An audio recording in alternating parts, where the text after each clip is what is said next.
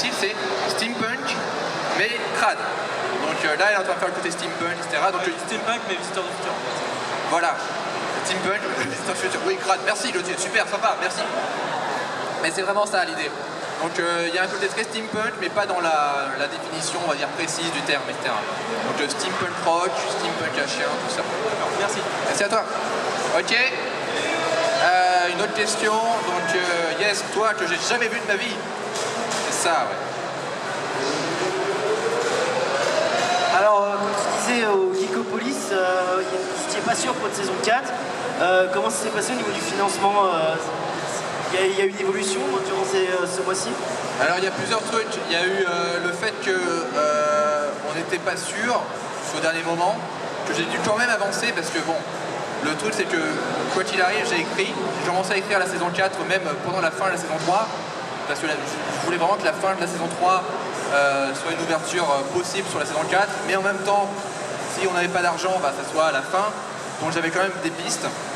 Donc j'avais quand même commencé à travailler, commencé un peu à recruter autour de moi, à en parler. Et à Geekopolis, ça te rappelle moi, c'était quand? C'était en mai, c'est ça? Ouais, c'était quelque chose. Ouais, c'était juste avant mon stage, ouais, c'était fin mai, quelque chose. Ouais, en mai on le savait, on t'a menti. Ok, donc. Mais en gros, à ce moment-là, on savait, ouais. À ce moment-là, on était bien avancé.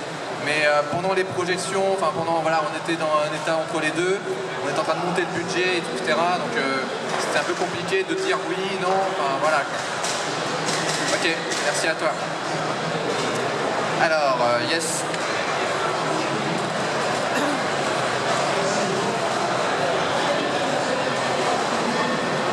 Bonjour à tous et déjà merci de nous montrer enfin la saison 4. Merci aussi Ankama. Donc j'avais deux petites questions. Alors première question c'est est-ce qu'il est possible de redire, parce qu'on n'a pas très bien entendu hier, les nouveaux personnages qui apparaîtront dans la saison 4. D'accord, bah, ça tombe bien, on en a un. Donc déjà on en a un ici sur place. Donc, je vous prie d'accueillir. Alors dans le. Bah, il va se présenter lui-même. Est-ce que vous avez vu la série Les Opérateurs? Vous avez aimé le personnage de Charles? Et ben il apparaît dans Néo Versailles. Nicolas Bernot. Enfin, Charles n'apparaît pas, enfin, l'acteur quoi. Donnez-lui un micro. Micro. Bon attends, je vais lui donner le mien. Ok, donc Nicolas, présente-toi et présente un peu ce que tu vas faire de façon globale. Bon bah bonjour à tous. Voilà, je suis Nicolas Bernot et je vais jouer le rôle de Raymond. Mais toute ma famille est menacée de mort si je dévoile plus d'informations sur ce personnage. Voilà. Mais c'est un habitant de Néo Versailles et voilà, j'espère qu'il vous plaira. Je peux pas en dire plus, mais je pense que ça vous plaira. Moi, ce que je peux dire, parce qu'en fait, ils savent pas s'ils peuvent dire, donc à chaque fois, ils me repassent le micro. Moi, ce que je peux dire, c'est que le personnage de Raymond est un personnage clé, qui est déjà à l'opposé du personnage de Charles dans Les Opérateurs. Et donc là-dessus, c'est très important pour moi que Nicolas Bernot fasse quelque chose de très différent. Déjà dans le costume, ça n'a rien à voir.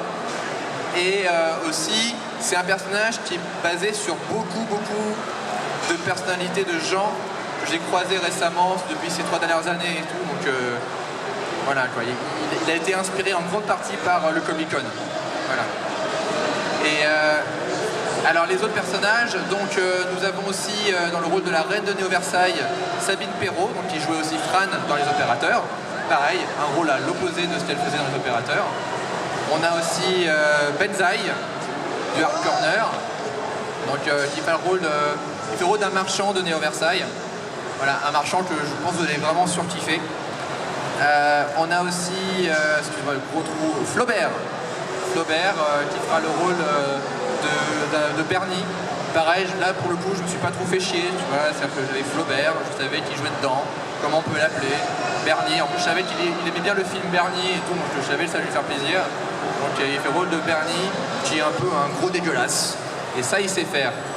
Et ce rôle, le personnage qu'il interprète, Flaubert, vous connaissez Flaubert de Suricat? Ok, donc Flaubert en fait, quand il est en soirée, il boit jamais d'alcool. Par contre, il adore faire le mec bourré. Et c'est un système de, je sais pas, un réflexe. Comme il s'emmerde, il fait le mec bourré et chiant. Et donc moi ça me fait mourir de rire, et donc je lui ai dit tu fais ça tout le temps maintenant. Il a fait ah merde. Donc voilà, c'est un peu son personnage. Et on a aussi Samuel Braffman. Alors Samuel Braffman, c'est un ami depuis très longtemps. Il a joué avec moi il y a très longtemps dans une série qui s'appelait Scred TV, donc peut-être il y a longtemps. Et il est aussi merci.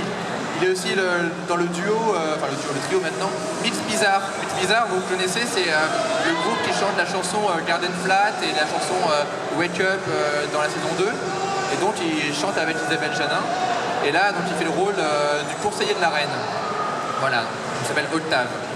Et voilà, donc je suis vraiment super content qu'on l'a dans l'équipe, parce que c'est fait partie des gens où on se demandait mais pourquoi il ne joue pas dans le Visiteur, alors qu'il est tout le temps là depuis avant le Visiteur. Il était avec nous, il nous a toujours soutenu, il a toujours été présent, et il joue très très bien, il est très marrant, et il fait partie des gens qu'on a mis du temps à intégrer dans l'équipe parce qu'il fallait trouver le bon rôle, quoi. Un peu comme Jacques Cortez par exemple, que je connaissais depuis bien longtemps avant le Visiteur, que j'avais vu et tout, et qui m'avait marqué.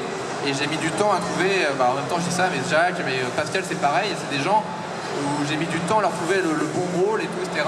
Et voilà, que l'on soit patient, et je pense que vous allez kiffer ce personnage. Je crois que c'était tout qu'on a présenté, voilà. Il y aura d'autres personnages en plus qu'on présentera plus tard. Ok. Et ma deuxième question, c'est est-ce que ça va conserver le même format? Alors oui, c'est toujours du 10 x 13 minutes, à peu près. Donc même format, même type de budget, même type de temps de travail, etc. Enfin, un peu plus ambitieux quand même, forcément. Et voilà, donc c'est toujours comme ça, voilà, ça change pas. Pour l'instant, ouais, le format 10 x 13 nous convient vraiment pour deux raisons. Déjà parce que le 13 minutes correspond vraiment au format max qu'on peut avoir sur internet sans être trop long et tout. Et en plus 10 x 13 ça fait 210 minutes, donc ça fait comme un long métrage, donc pareil, dans l'optique un peu de se former au long métrage. Donc voilà pourquoi on a fait ça. Merci à toi. Ok, alors on va essayer d'aller un peu plus loin. Yes. Oui, toi. Oui, toi. Mais bien. Il lève la main et après il fait. Oui, c'est toi. Alors, il y a deux saisons 2 qu'on attend. C'est d'abord les opérateurs, et ensuite j'ai jamais eu si dur. Alors Slim, tu peux répondre aux deux questions s'il te plaît? Comme ça je m'assois. Alors, sur J'ai jamais su, merci de poser la question. Effectivement, c'est un travail de longue haleine que j'ai commencé à écrire, voilà. Et en fait, je m'inspire beaucoup parce qu'en fait, le scénario est aussi en train de s'écrire sur le forum French Nerd. Donc, je vous invite à aller voir. Il y a un topic consacré à la deuxième saison, donc je la vois qui s'écrit sous mes yeux. Donc, c'est assez pratique. Donc, si vous voulez des infos sur la saison 2 de J'ai jamais su, allez sur le forum, vraiment. Voilà, disons que c'est un projet qui est assez long, complexe à mettre en place. Mais j'avance petit à petit et je suis content de savoir qu'il y a toujours des gens qui l'attendent. On a toujours envie de le faire, mais peut-être que je suis obligé de passer d'abord par des projets plus simples. Parce qu'en fait, j'arrête pas de tourner des séries, mais que vous voyez pas forcément parce que je le fais dans le cadre de mon boulot chez Brainsonic. C'est beaucoup de séries en interne pour des boîtes. Donc je chôme pas en fait à ce niveau-là. Donc j'ai peut-être besoin de prendre un peu de recul aussi et de me consacrer à J'ai jamais su quand j'aurai le temps. Mais les idées sont là, le format est là, voilà. Donc ça c'est en bonne voie. Pour les opérateurs, François, pour les opérateurs. Alors je vais laisser François répondre. Merci. Alors pour les opérateurs, on a galéré, c'est sûr, parce que pas par rapport au financement, mais par rapport, c'est con, mais aux idées. C'est l'inverse du Visiteur. Le Visiteur, il n'y a jamais eu de problème d'idée, c'est toujours un problème de financement. Là, c'est l'inverse, parce que vous avez vu les opérateurs? Vous avez compris la fin? Non. Ok. Donc ça nous pose un problème. Nous, la fin nous convient bien, on la trouve très marrante, et il y a une part d'explication, puis il y a une part de mystère un peu what the fuck, c'est un bon équilibre. Et donc pour rebondir là-dessus, ça demande d'être juste très intelligent, et on ne l'est pas encore. Alors, on va le devenir un jour peut-être, mais pour l'instant on ne l'est pas encore. Donc on est en train de réfléchir là-dessus, on a trouvé une piste, on est sur une voie. Et voilà quoi. Mais c'est sûr que la saison 4 du Visiteur va nous prendre une bonne partie de l'année là, donc on peut pas non plus faire. L'année dernière j'ai fait, je sais pas si c'est une erreur, mais j'ai fait vraiment le Visiteur du futur et les opérateurs en même temps. C'était très très difficile pour moi, et donc j'essaye là de me concentrer déjà sur le Visiteur quand même, et après je verrai par rapport au Visiteur ce qu'on peut faire, mais c'est toujours en tâche de fond que ça avance. Merci à toi. Ok, jaune. Pikachu. Bonjour. J'avais une question justement parce que voilà, la saison 4 est appelée Néo Versailles et donc il y a des nouveaux personnages qui ont été ajoutés, etc. Est-ce que ça veut dire que tous les personnages qu'on a vus avant, à la fin de la saison 3, on comprend plus ou moins qu'ils vont être un peu laissés en arrière, genre Raph et Stella qui vont rester ensemble, bon, Judith c'est mort, mais à côté de ça, je veux dire, les autres personnages vont leur... Désolé. Elle est juste là. Oui. Plus dans le visiteur, mais bref. Les autres personnages ont l'air d'être assez mis en retrait. Est-ce que ça veut dire que genre on va moins voir le vrai Castafold et on va se retrouver avec un Castafold qui parle que avec un accent chelou? Belge. Oui, belge. Pardon. Attention, il y en a ici. Mais voilà, est-ce que ça veut dire que tous les personnages qu'on voyait avant et auxquels on s'est habitué vont être mis vachement en retrait comparé aux nouveaux personnages qui vont être instaurés comme le tien ou comme les personnages de Versailles, etc. Pas du tout. Pratiquement tout le monde revient dans la saison 4. D'accord. Et voilà, mais c'est difficile. C'est difficile de trouver les bons alts et tout, mais justement, on a trouvé une histoire, c'est comme ça qu'on appelle l'histoire, qui fait en sorte que les personnages reviennent et continuent de vivre l'aventure sans que ça fasse trop ah bah t'étais, bah j'étais là-bas, bah on y va, c'est parti pour de nouvelles aventures. Voilà, donc ça a été le plus dur à écrire le début. Autant j'avais la trame générale, je savais où ça allait, autant le tout début, comment les personnages rentrent dans l'aventure et se retrouvent, c'était ça qui était difficile, mais voilà, ils reviennent tous. Presque. Oui. Bonjour, ça va, vous m'entendez bien? Oui. Alors, Il y a deux écoles. Il y a soit ça. oh, très bien. Alors voilà, simplement, ça s'appelle Versailles. Donc Versailles, c'est quelque chose de grand. Est-ce que le but, c'est vraiment cette fois-ci de développer l'univers souterrain ou du moins post-apocalyptique? Tu parlais tout à l'heure de steampunk, voire de steampunk à chien, même tu as dit. Est-ce que l'idée, c'est un peu de faire du Mad Max à la French Nerd? Absolument. Les deux avec ton temps. Totalement. En fait, pour moi, ce qui m'a toujours le plus intéressé dans l'histoire future, c'était vraiment le monde du visiteur. Mais c'est forcément difficile à mettre en place. Donc, dans la saison 1, c'est un monde qui est assez hors champ. Donc voilà, on en parle, on croise des gens dans les couloirs, mais c'est tout. Dans la saison 2, on le voit un peu plus, on voit un peu l'extérieur, on se rend compte. Et pour moi, c'est un monde qui, même s'il est assez vide, il est quand même peuplé. Et il est peuplé de plusieurs types on va dire, de classes de personnages. Et donc pour moi c'était vraiment l'ultime but, pas l'ultime but, mais un des buts du visiteur, c'est d'arriver à un moment où on apprend à connaître un peu comment fonctionne ce monde et pourquoi le visiteur est comme il est. Pourquoi il est aussi en retrait par rapport à ses congénères, etc. Pour moi c'était très important et d'arriver dans un truc, oui, comme tu dis, à la Mad Max, un peu à la Fallout aussi, tu vois, très inspiré par Fallout. Est-ce que tu as été inspiré, tu en parlais de façon possible, du court-métrage Nuka Break qui était devenu une série? En partie, oui. En partie, quand j'ai vu Nuka Break, j'ai vraiment kiffé, quoi. Je me suis dit, putain, Nuka Break, c'est un court-métrage issu, un fan-fiction sur Fallout, le jeu, et j'ai trouvé ça très marrant, et justement, il y a le côté un peu road movie, etc. On retrouve un peu ça dans la saison 4. Pas avec du tout les mêmes décors et les mêmes personnages, mais il y a un peu ce type d'ambiance, quoi. Et ça m'amuse, quoi. Le côté, c'est la fin du monde, tout est pourri, tout le monde est en train de mourir, et pourtant les mecs ont des besoins très simples et continuent de vivre quoi qu'il arrive, quoi. Donc je dirais que ma principale sous-inspiration, c'est Fallout New Vegas, un peu. Et il y a un côté un peu aussi Game of Thrones dans la... Ouais, il y a un côté un peu Game of Thrones et, dans cette saison, quoi. Mais est-ce que du coup, j'imagine que c'est toujours produit par Ankama avec un peu l'aide de France Télévisions, est-ce que là du coup, entre guillemets, vous avez plus, je dirais pas de thunes, mais plus les moyens de vraiment donner vie et corps à cet univers, quoi? Parce que en France, oui, c'est rare. Alors c'est rare et c'est pas sûr que... En gros, on a des moyens, on a des bons moyens, mais nous, quand on est un peu con, on se dit ok, on va faire un truc, on n'a pas les moyens. Et on sait pas comment on va le faire, mais on va le faire. Mais à chaque fois, c'est comme ça qu'on fonctionne, c'est qu'on se pose des questions après. Et donc on le fait quand même, et on va voir. C'est sûr que ce sera pas Mad Max, c'est sûr que ce sera pas Fallout et tout, etc. Ce sera quand même une web série. Mais bon, si on est malin, vous allez quand même rentrer dedans et dire ah, on y croit un peu, quoi. Mais c'est sûr que là on tente un truc, une grosse ambition, mais bon, on se base sur vraiment les 4 ans d'expérience, les 4 ans d'amitié, de confiance qu'on a avec nos différents partenaires pour dire ok, on passe le niveau supérieur, s'il vous plaît faites-nous confiance, c'est un truc de ouf, personne ne le fera par nous, allez on peut le faire. Et je sais intimement que on arrivera sûrement à faire 75% de ce que je veux faire, mais c'est déjà bien.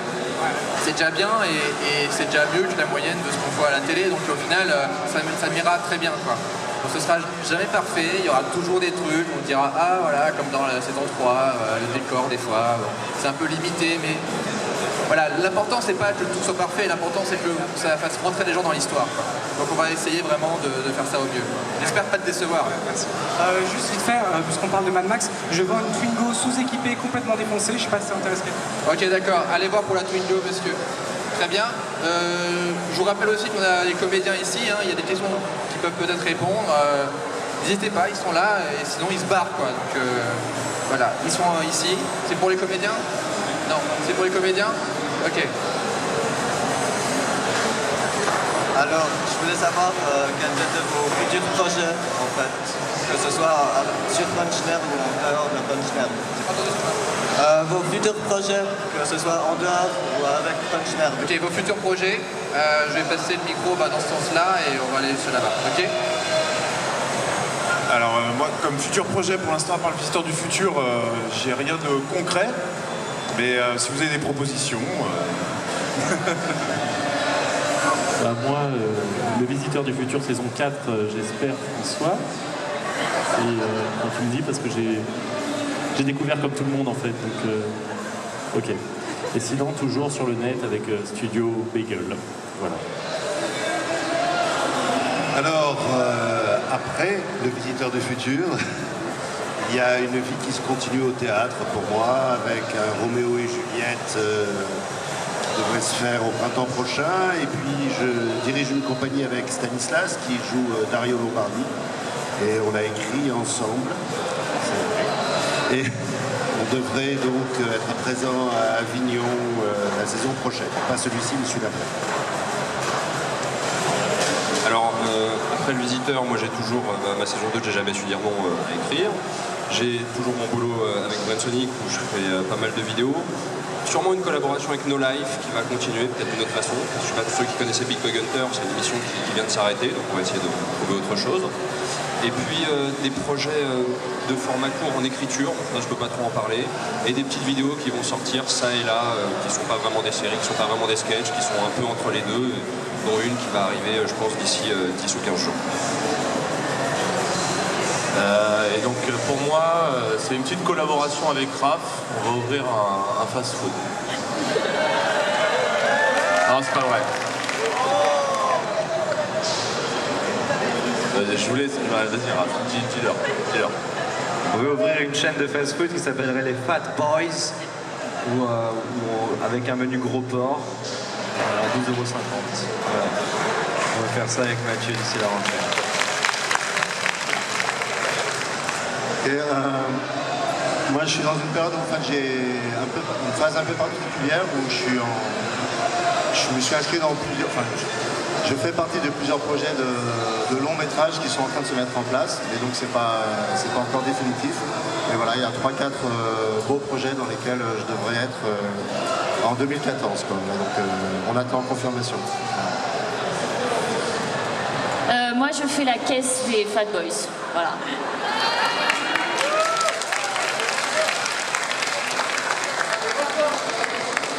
Et tu joues dans une série qui sort bientôt. Je joue dans une petite série. Oui, donc il y a la diffusion d'HeroCorp qui devrait arriver, si je dis pas trop de bêtises, octobre, novembre. Émilie? Et oui, Émilie. Ouais, dans ces eaux-là. Donc voilà, on a besoin d'audience, voilà, chercher le mot. Donc on compte sur vous pour faire un maximum de bruit quand les épisodes vont arriver sur France 4. En fait, il va falloir qu'il y ait un truc qui est un peu bizarre, c'est qu'il y a un truc dans le salon, une grande boîte, il va falloir l'allumer à ce moment-là, et au lieu d'allumer la console, il va falloir mettre vos freeballs, vos chaînes et tout, etc. pour le regarder sur la télé. Et je sais que c'est bizarre, mais ça peut vraiment aider là pour le coup. là c'est pour une bonne cause, donc allumez vos télés pour regarder France 4 quand il y aura la diffusion des épisodes, parce que c'est ça qui va décider de la suite ou pas, et on compte vraiment sur tous, parce que c'est... Bizarrement, on a beaucoup de gens d'internet qui marchent bien, etc., parce qu'il y a des habitudes sur internet, on les a tous, et dès qu'il y a un transfert vers un autre média, que ce soit le cinéma ou la télé, et là les gens ils suivent pas. Ils suivent pas et c'est normal parce que c'est pas dans leurs habitudes. Mais là pour le coup ça mérite de changer ses habitudes. Ça mérite parce que c'est rare. C'est pas juste de la télé qu'on vous envoie comme ça en mode automatique. C'est un truc, un rendez-vous, c'est unique, c'est record, c'est le retour d'une série qui a failli mourir. Donc voilà, donc c'est important de faire ça. Même si c'est pas dans vos habitudes, c'est important, donc on compte sur vous là-dessus. Voilà.